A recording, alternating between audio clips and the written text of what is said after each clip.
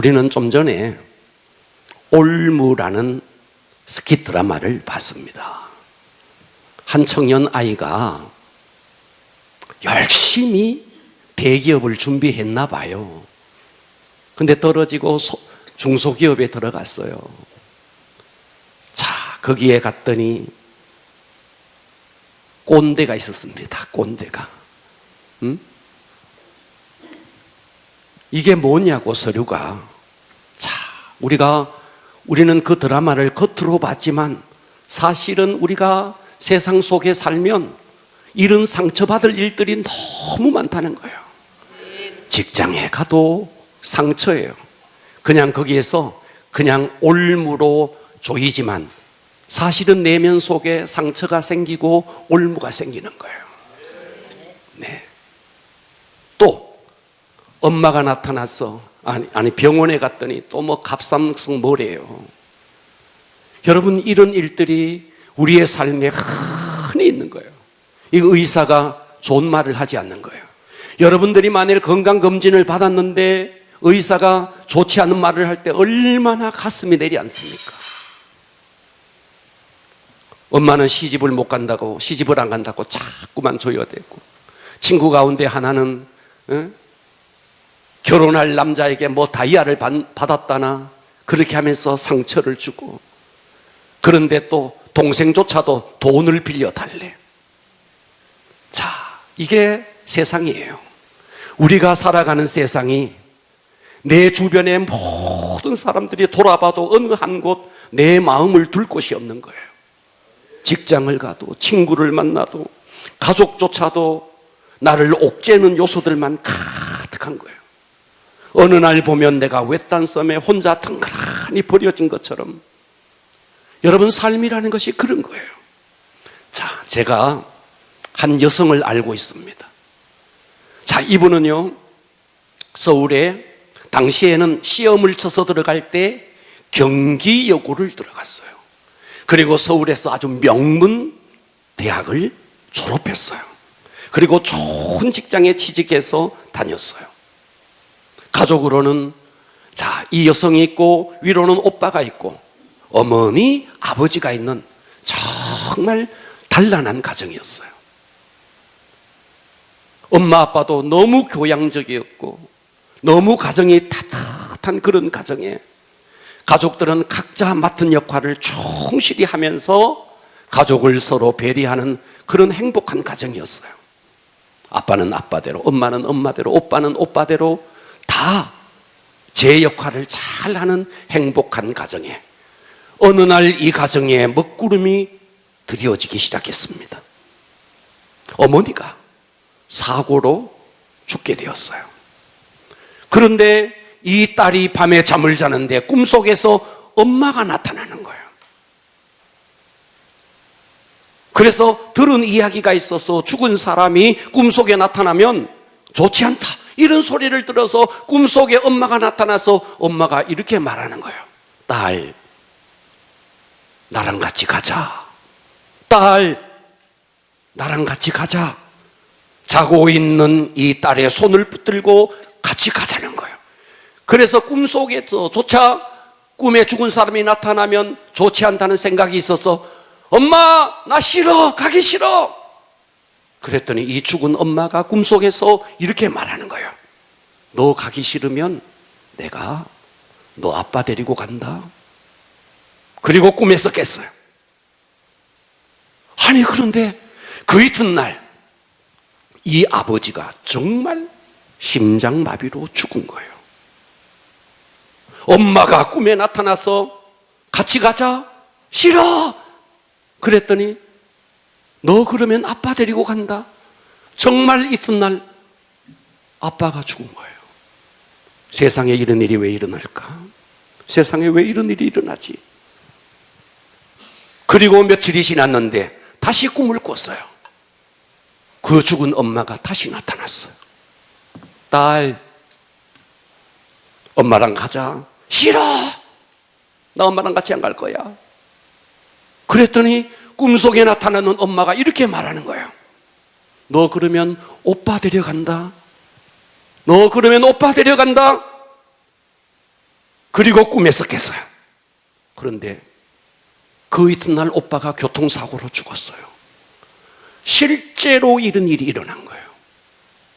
그래서 이 딸은 항상 죄책감 속에 살았어요. 차라리 내가 엄마를 따라서 갈 걸, 그렇더라면 우리 아버지가 죽지 않고 우리 오빠가 죽지 않을 텐데, 아니 내가 가기 싫다고 그랬더니 우리 아버지가 죽고 우리 오빠가 죽고, 이 죄책감 속에 나 하나 때문에 아버지가 죽고 나 하나 때문에 오빠가 죽었다는 이 죄책감 때문에 살 소망이 없어졌어요. 그래서 어떻게 하면 내가 죽어버릴까? 계속해서 자살을 시도했어요. 이 자살의 충동이 이 속에서 끊이지 않는 거예요. 삶과 죽음, 인생이라는 게 도대체 뭔가? 산다는 것이 무엇이고 죽는 것이라는 것이 도대체 무엇인가?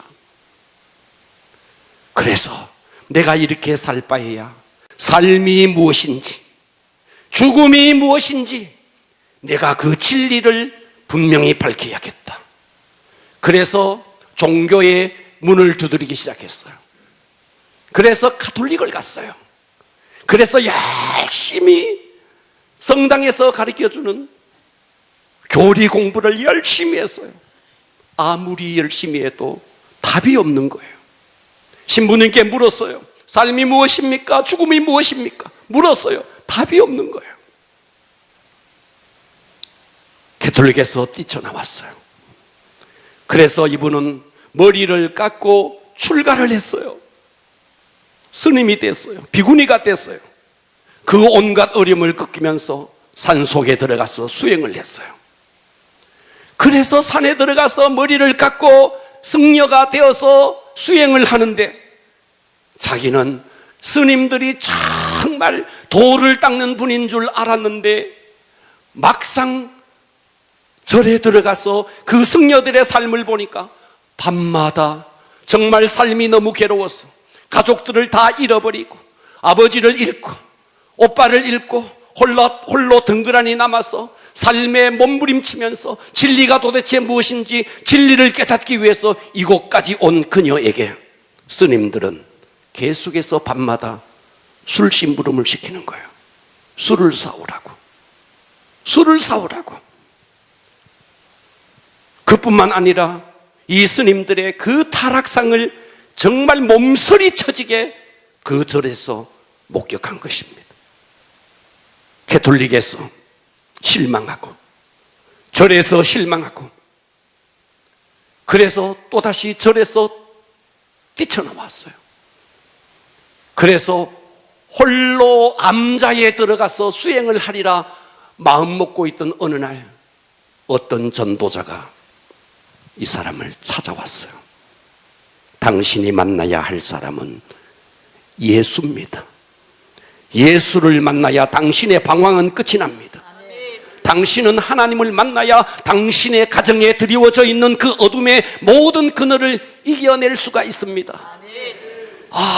그 전도를 받고 여러분처럼 이렇게 교회를 나온 거예요.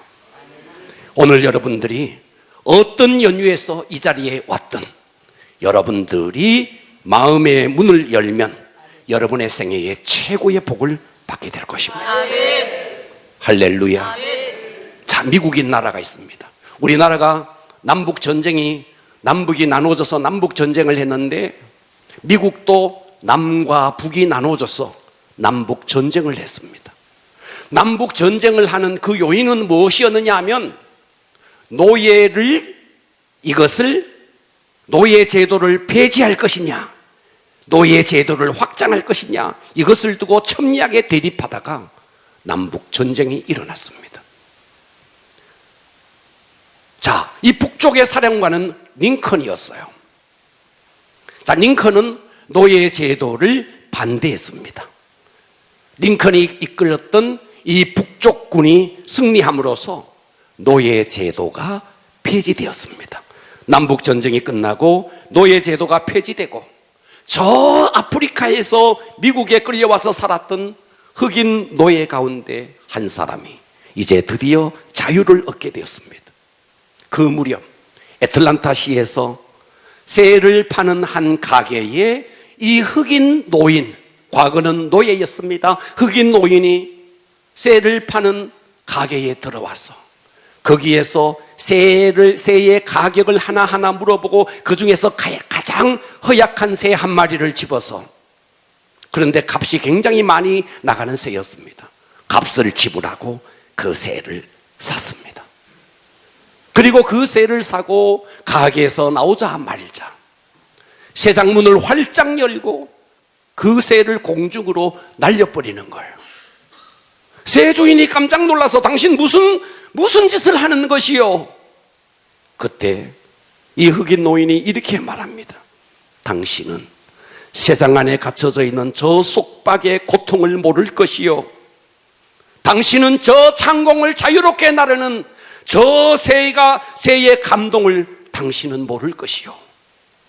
그동안 이 새는 그 세상에 갇혀서 정말 그 올무 속에 갇혀서 고통했는데 당신은 그 고통을 모를 것이요. 여러분, 이 세상에 자유가 얼마나 소중했으면 사람들은 이 자유와 싸우기 위해서 자유가 아니면 죽음을 달라. 여러분, 여기서 말하는 자유는 다 사회적인 자유요, 여기서 말하는 자유는 다 정치적인 자유입니다. 우리나라가 어느 정도 계속해서 일본에 대해서 좋지 못한 감정을 갖고 있는 기성세대가 왜 그럴까요? 과거에 36년 동안 우리는 그들에게 압제를 당하면서 고통당했던 그 고통의 아픔이 있기 때문에 우리는 일본에 대한 좋지 못한 감정을 우리가 다 갖고 있습니다.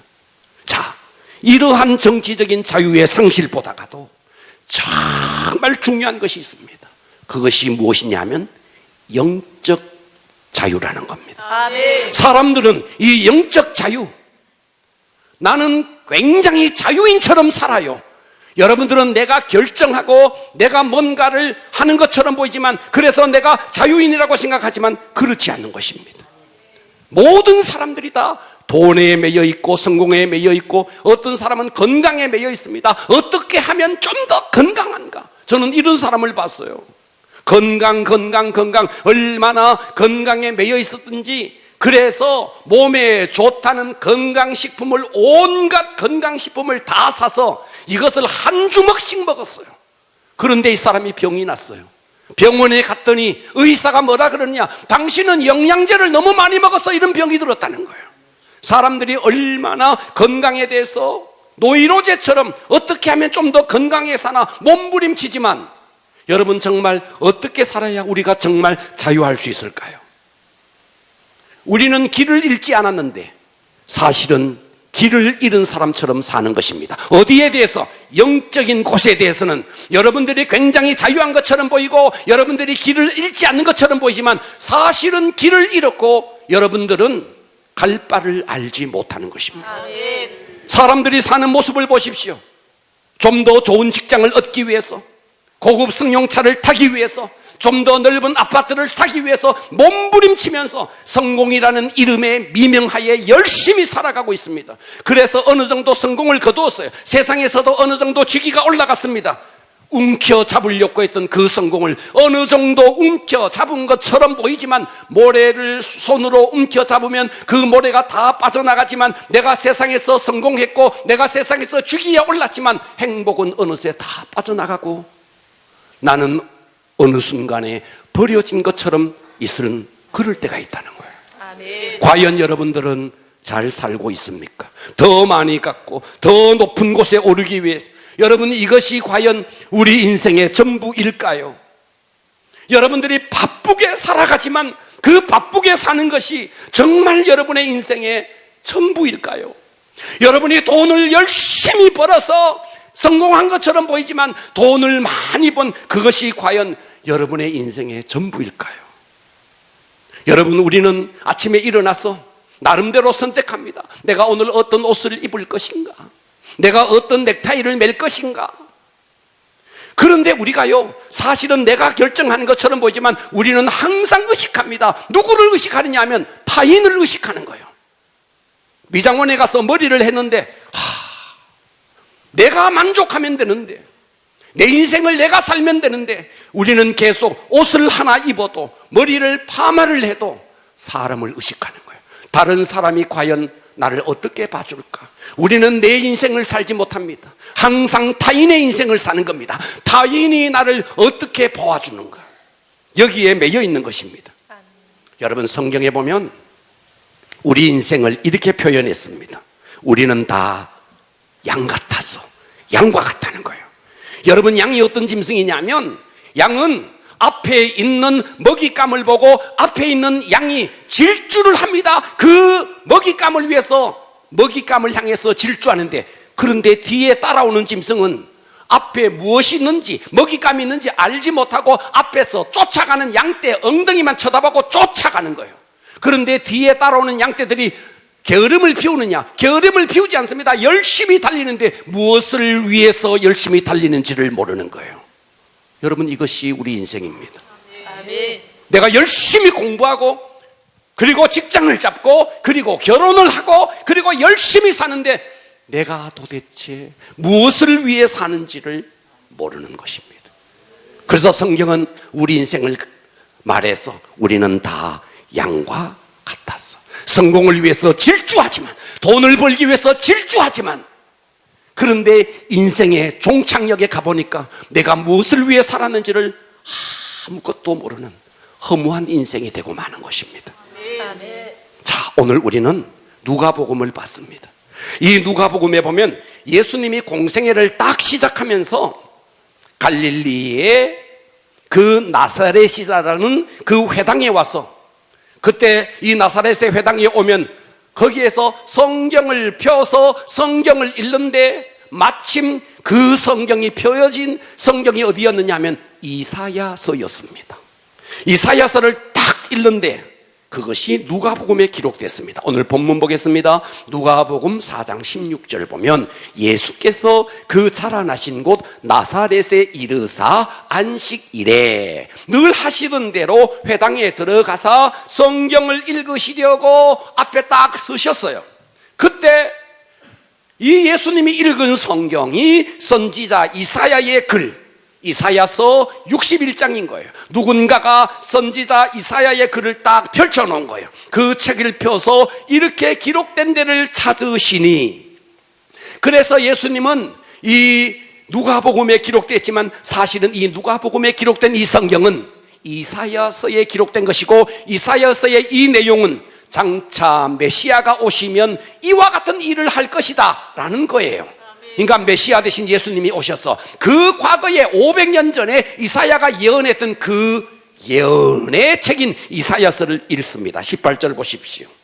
주의 성령이 내게 임하셨으니 가난한 자에게 복음을 전하게 하시려고 내게 기름을 부으시고 나를 보내사 포로된 자에게 자유를, 눈먼 자에게 다시 보게 함을 전파하며 눌린 자를 자유롭게 하고, 할렐루야, 주의 은혜의 해를 전파하게 하려 하심이라.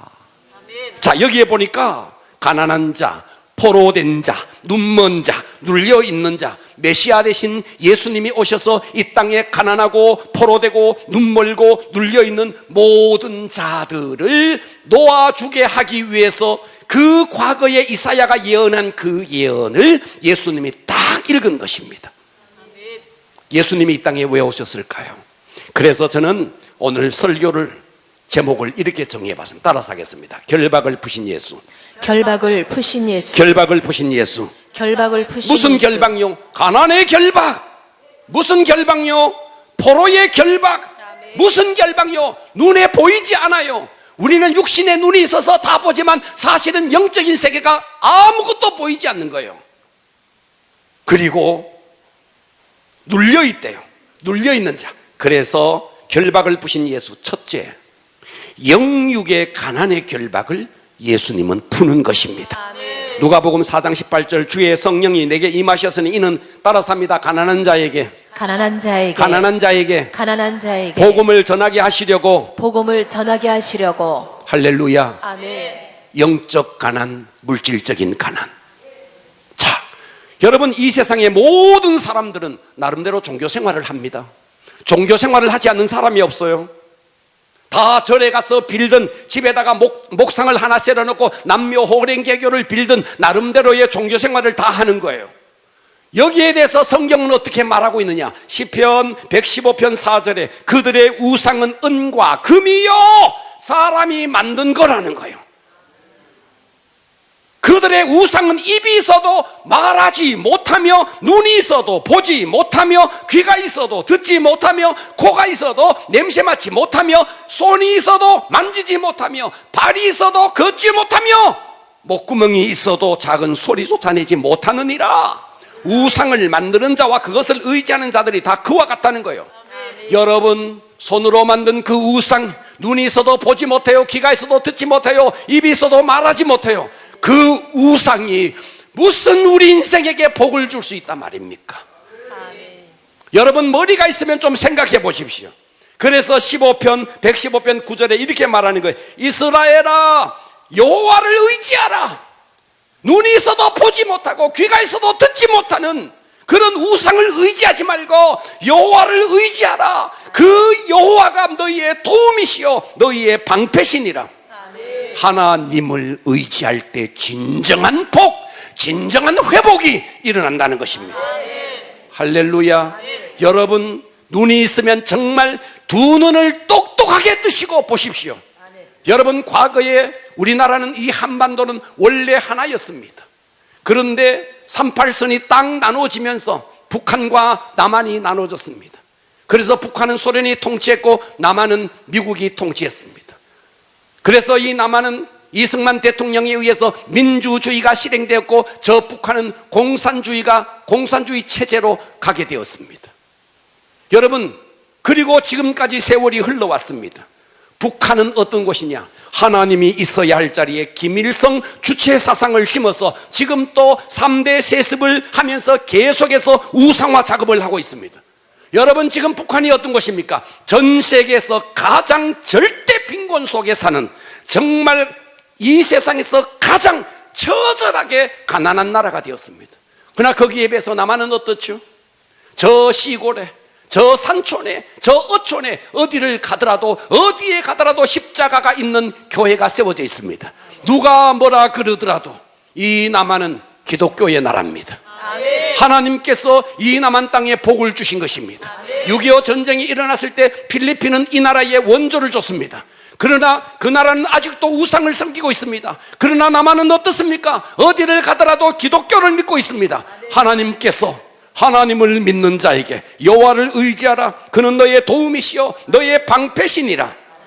여러분, 전 세계에 여러분 지도를 펼쳐놓고 못 사는 나라 동그라미를 한번 해보십시오. 다 우상을 섬기는 나라입니다. 전 세계 지도를 펼쳐놓고 잘 사는 나라, 미국, 영국, 프랑스, 독일, 다 동그라미를 쳐보십시오. 다 기독교의 나라입니다. 남한과 북한을 보더라도 우리는 두 눈을 뜨고 확인할 수 있습니다. 무엇입니까?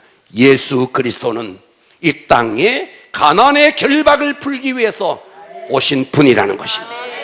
여러분들이 정말 예수 그리스도를 여러분의 인생의 주인으로 모시면 여러분의 가정, 여러분의 사업, 모든 가난의 결박이 풀릴 것입니다. 아멘. 할렐루야. 아멘. 결박을 푸신 예수, 두 번째, 영적 포로의 결박을 푼다는 거예요. 자, 누가복음 4장 8절 18절에 보니까 나를 보내사, 따라서 합니다. 포로된 자에게, 포로된 자에게, 과격하게 한번 해볼까요? 포로된 자에게 포로된 자에게 자유를. 여러분, 포로를 한번 생각해 보십시오. 전쟁이 일어났습니다. 전쟁이 일어나서 적군에게 포로가 됐습니다.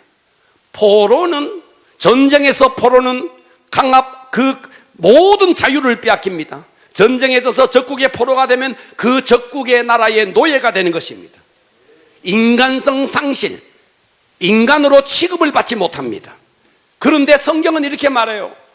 원래 저와 여러분들은 하나님의 자녀였더랬습니다. 할렐루야. 그런데 우리 인간이 죄를 지음으로 말미암아, 성경은 이렇게 말해요. 자, 베드로후서 2장 19절에 보니까 누구든지 진자는 이긴 자의 종이 된다. 우리가 죄를 지음으로 마귀에게 지게 됐습니다. 그래서 우리는 다 마귀의 종이 되었고, 히브리서 2장 15절에는 죽기를 무서워함으로 한평생 매여 종노릇하는 자. 그래서 이 땅의 모든 인생들은 죽음이 두려운 겁니다. 여러분 가운데 죽음이 두렵지 않는 분 계십니까? 강도가 들어와서 돈을 내고 말지 여러분 죽겠습니까? 이 땅의 철천지 원수는 뭐냐면 죽음이라는 거예요. 그래서 이 땅의 모든 사람들은 이 죽음 앞에 두려워하는 것입니다. 하나님을 떠난 인간, 자기가 원하는 것을 하지 못하고 이 마귀에게 종노릇합니다. 결혼을 해도요, 결혼 날짜를 자기가 못 잡아요. 무당에게 가서 물어봐요. 이사를 해요. 이사를 하는데 자기가 그 날짜를 못 정해요. 무당에게 가서 물어봐요. 어느 날짜에 손 없는 날이 언제냐고 무당에게 가서 물어보는 거예요. 자기의 자식을 낳고 자기의 자식의 이름을 자기가 이름을 못 짓는 거예요. 철학관에 가서 물어보는 거예요. 여러분 보십시오. 이 땅의 모든 사람들이 다 종노릇하고 있는 겁니다. 아멘. 자유자라고요. 여러분이 정말 자유자라고요. 우리는 영적으로 처절하게 올무에 매여 있는 것입니다. 아멘. 마귀에게 포로가 되었어. 그 옛날 조선시대 성황당에 여러분 물을 떠놓고 비나이다 비나이다, 산신령께 비나이다 비나이다 비나이다, 조상신께 비나이다, 이 땅이 다 그러했다고요. 예. 저는 이런 한 분을 봤어요. 어느 날 무당에게 갔는데 무당이 말하는 거예요.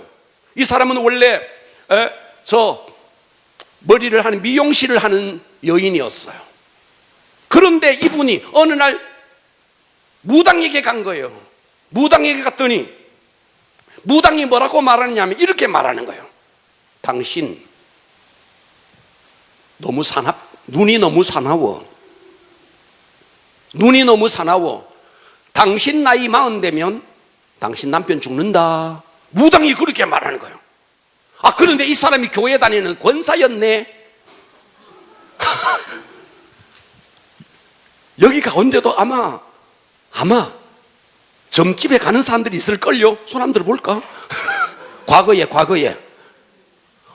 권사인데 무당에게 점을 보러 간 거예요. 점을. 그런데 남편 당신 40 되면 죽는다, 이런 거예요. 그래서 이 권사가요 그 무당에게 욕을 한 바가지를 해주고 왔대요. 무슨 소리 하느냐고 저를 막 욕을 한 바가지 하고 집에 왔는데, 문제는 40 되면 죽는다는 말이 떠나지가 않는 거예요. 35살이 되었네, 36살이 되었네, 37살이 되었네, 39살이 되었네, 40이 돼 가는데 그 무당이 한 말이 뇌리에서 떠나지 않는 거예요. 그래서 이분이요 교회를 다니는 권사인데요 어떻게 했느냐, 남편과 이혼을 했어요. 무당의 말을 듣고 남편과 이혼을 했어요. 네. 왜? 남편 살리려고. 자기하고 결혼해서 살면은 남편이 죽는다는 소리에 남편과 이혼을 한 거예요. 여러분, 사람들은 이렇게 무당의 말에 완전히 매여 있는 것입니다. 할렐루야. 아멘. 여러분, 저는 과거에 제 청년 시절에 예수를 믿었을 때 구슬하는 곳에 갔더랬습니다. 간 게 아니고 어쩌다 구슬하는 사람을 봤어요. 무당이 와서 막 구슬하는 데서 제가 그 자리에 있었어요. 실제 상황. 제가 그 자리에 딱 있었네. 굿이 안 되는 거예요. 그래서 그 무당이 나를 딱 가리키더라고요. 당신 때문에 굿이 안 된다고. 당신 때문에 굿이 안 된다고. 그래서 버티고 있었죠. 그런데 그 무당이요, 이 실제 상황, 제 앞에 무릎을 꿇고 빌었어요. 제발 떠나달라고. 이거 비싼 굿인데 당신 때문에 이 굿이 안 된다는 거예요. 예수는 무당 그 깐 거 이길 수 있는 거예요. 아멘. 천상천하에 어느 신이 있어서 여러분 이 땅을 짓고 이 땅을 통치할 수 있단 말입니까? 하나님만이 유일한 분이십니다. 아멘. 결박을 부신 예수. 세 번째, 영적 소경의 결박을 푸는 거예요. 누가복음 4장 18절에 보니까 눈먼 자에게 따라서 합니다. 눈먼 자에게 다시 보게 함을. 눈이 멀었대요. 여러분, 아이고 목사님 무슨 소리예요? 저 눈 싱싱하게 있는데, 여러분 그 눈을 말하는 게 아니에요. 영적 눈을 말하는 거예요. 영적 눈이 딱 닫혀 있으면요, 예수가 왔지만 예수를 모르는 거예요. 자, 요한복음 1장 9절에 참빛 곧 세상에 와서 각 사람에게 비춰지는 빛이 있었나니 그가 예수님이요 그가 세상에 계셨으며 세상은 그로 말미암아 이 모든 세상이 지은 바 되었으되 세상이 그를 알지 못하고 예수가 왔지만 예수를 모르는 거예요. 영적 눈이 닫혀서 예수가 왔지만 예수를 모르는 거예요. 여러분, 이 자리에 계신 여러분 들어보십시오. 제가 여기에 시계를 차고 있습니다. 어느 날 여러분들이 사막을 가는데 이런 시계 하나가 뚝 떨어진 걸 봤어요. 그래서 여러분들은 이렇게 말하는 거예요. 와, 이 모래가 말이야 풍화작용을 이렇게 가지고 시간이 지나가지고 이렇게 시계가 됐다라고 말하는 사람이 있다. 여러분, 이런 사람이 있다고 생각해 보십시오. 정신 나간 사람이죠. 어떤 사람은 이렇게 말해요. 어떤 사람이 이렇게 사막을 지나가면서 이 시계를 잃어버렸을 거, 이 사람이 정상적이죠. 아멘. 그렇습니까? 아멘. 세상 사람들은 아무것도 없는 무에서 유기체가 나왔다는 거예요. 그 유기체에서 생명이 나왔다는 거예요. 거기에서 아메바가 나왔다는 거예요. 그래서 그것이 발달되어서 유인원이 되었고 거기서 우리 인간이 나왔다는 거예요. 이것이 생명 자연 발생 이론이고 이것이 진화론이에요. 있을 수가 없는 거예요. 여러분, 팽이를 돌리는 사람이, 우리는 과거에 어렸을 때 팽이를 많이 썼습니다. 팽이를 계속 쳐요. 팽이채로 팽이를 쳐요. 그런데 이 팽이가 막 돌고 있는데 팽이채를 멈춰버리면 돌던 팽이는 멈춥니다. 시간이 지나면. 그렇다면 아멘 합시다. 아멘. 누군가가 에너지를 계속 돌려야 팽이가 돌아가는 거죠. 아멘. 그렇습니까? 아멘. 여러분의 휴대폰도 충전을 해야 쓸 수 있는 거죠. 만일 배터리가 다 떨어지면 더 이상 쓸 수 없죠. 그런데 여러분, 이 지구는 계속 돌고 있는 거예요. 누가 돌리나요? 누가 있어서 이 지구를 돌리나요? 누가 있어서 이 지구가 자전을 하고 이 지구가 있어서 태양을 공전하나요? 세계의 대통령이라는 바이든이 이것을 돌리나요? 이 땅에 어떤 인간이 있어서 이 지구를 움직이고 이 지구를 주관할 수 있단 말입니까? 하나님이 없으면 설명이 되지 않는 거예요. 하나님은 살아계십니다. 그런데 사람들의 눈에는 하나님이 안 보이는 거예요. 왜요? 영적 눈이 닫혀 있는 것입니다. 할렐루야. 아멘. 네 번째, 영적 눌림의 결박을 푸시기 위해서 누가복음 4장 18절 눌린 자를 자유롭게 하고. 할렐루야. 아멘. 밤마다 잠을 자는데 악몽을 꾸는 거예요. 잠이 오지 않는 불면증에 걸려 있는 거예요. 어떤 사람은 남편에게 묶여 있기도 해요. 남편의 잔소리가 너무 심해서 남편 때문에 눌려 있는 거예요. 그러니까 이 땅의 모든 사람들은 가난에 눌려 있고 영적 포로로, 또 영적으로 눈이 멀고 영적으로 눌려 있고 기쁨도 감사도 없는 것입니다. 이것이 우리 인생입니다. 자, 우리 좀 전에 간증하는 분의 간증을 들었어요. 불교 집안에서 태어나서 불교 집안으로 시집갔대요. 시름시름 앓기 시작했대요. 병원에 갔는데 병명이 나오지 않는 거예요. 병원에 갔는데 병명이 나오지 않는 것은 귀신병입니다. 할렐루야. 그래서 뭐 구슬하고 점을, 그런데 밤마다 징소리가 들리는 거예요. 여러분, 실제로 영적으로 포로가 돼 있으면 이런 일들이 실제로 일어나는 거예요. 그러다 보니까 신장이 다 망가진 것입니다. 한쪽 눈에 시력을 잃게 되고 지금 보청기를 껴도 잘 들리지 않아요. 이 여인을 어디에서 고칠 수 있습니까? 어느 병원에서 고칠 수 있습니까? 그런데 교회에 와서 말씀을 듣고 말씀을 듣는 사이에 우울증이 사라졌습니다.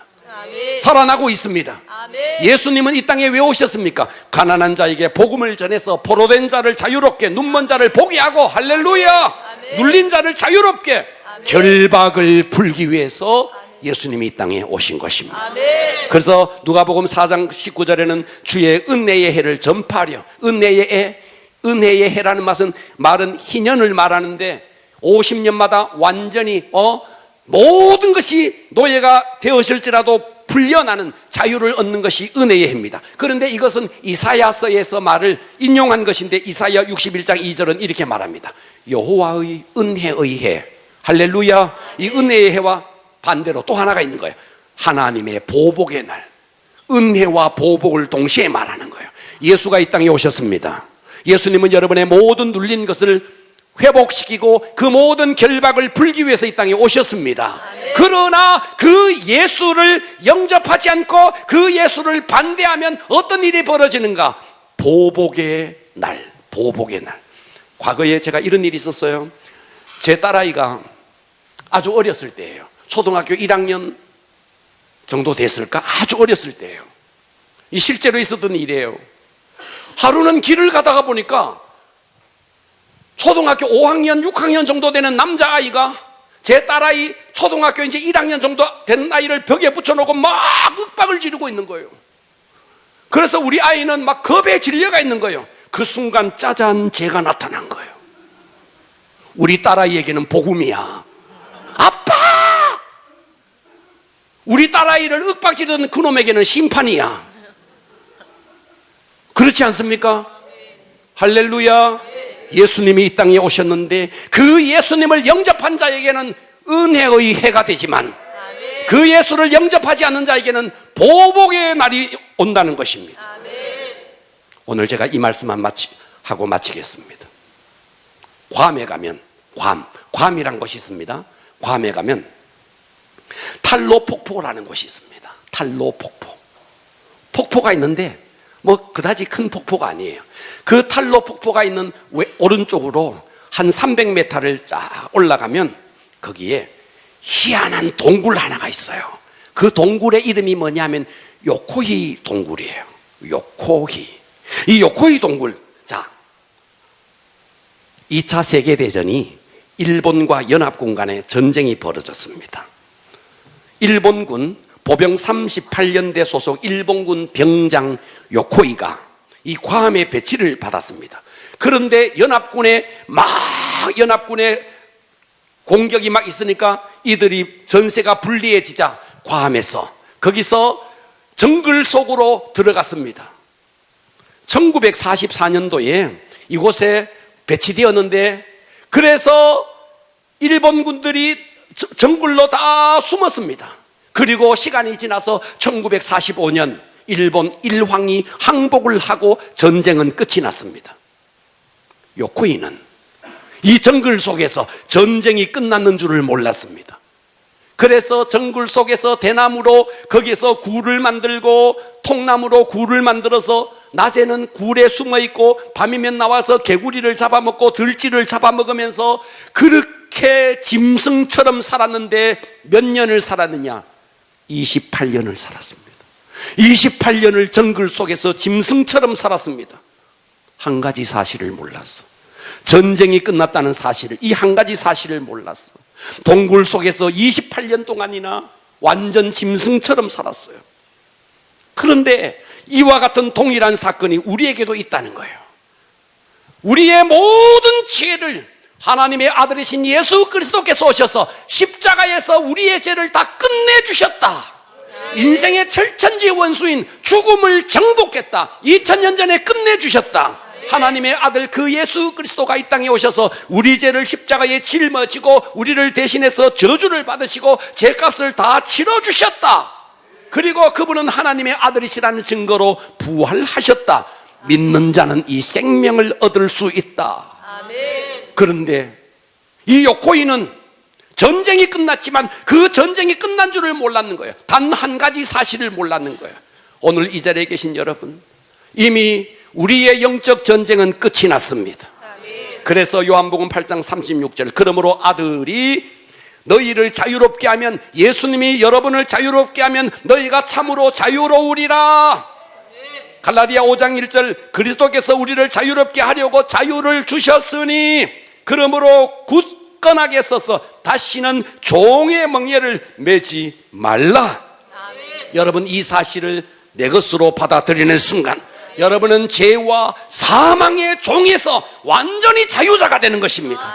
그래서 로마서 8장 1절, 그러므로 이제 그리스도 예수 안에 있는 자에게는 결코 정죄함이 없나니 이는 그리스도 예수 안에 있는 생명의 성령의 법이 죄와 사망의 법에서 너를 해방하였습니다. 아멘. 할렐루야. 아멘. 여러분이 정말 예수를 마음속에 영접하는 순간 모든 죄와 모든 저주와 모든 사망에서 완전히 자유로워지는 자유자가 되는 것입니다. 아멘. 그런데 이 세상 신 마귀는 우리의 눈을 가려버리는 거예요. 고린도후서 4장 4절에 그 중에 이 세상 신 마귀입니다. 이 마귀가 믿지 아니하는 자들의 마음을 혼미케 해서 눈을 가려버린 거예요.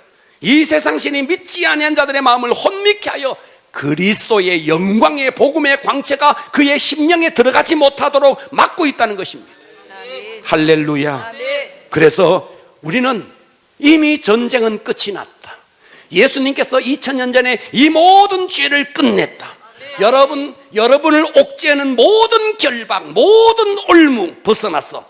여러분이 정말 영적 자유자가 되고 싶으면 여러분이 마음의 문을 여시고 이 고백을 하셔야 됩니다. 2000년 전 예수님이 이 땅에 오셔서 이 모든 죄와 저주와 사망의 모든 결박을 십자가에서 다 해결해 주셨습니다. 하나님, 내가 이 사실을 믿음으로 받아들입니다 라고 고백하는 순간 여러분의 모든 결박은 끊어지고 자유의 삶을 살게 될 것입니다. 여러분, 이 시간 다 같이 한번 눈을 감아 보십시오.